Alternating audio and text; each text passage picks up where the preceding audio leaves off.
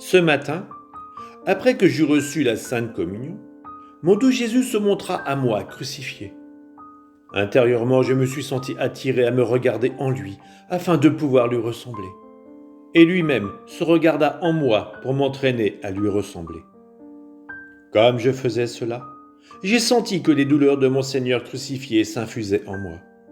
Plein de bonté, il me dit, « Je veux que ta nourriture soit la souffrance, mais pas la souffrance pour elle-même, mais la souffrance comme fruit de ma volonté.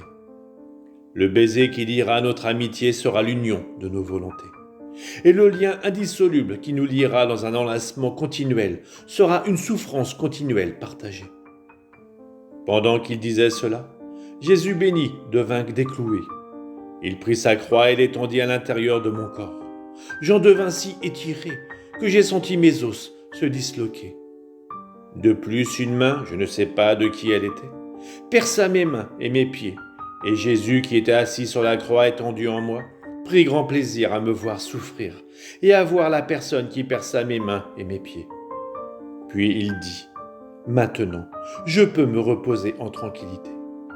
Je n'ai même pas à me donner la peine de te crucifier, car l'obéissance fera tout cela par elle-même.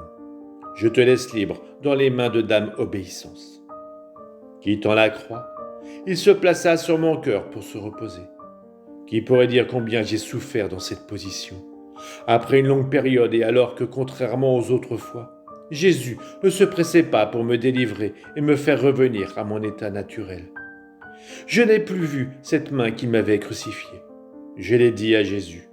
Il me répondit, « Qui t'a mis sur la croix? Était-ce moi ?»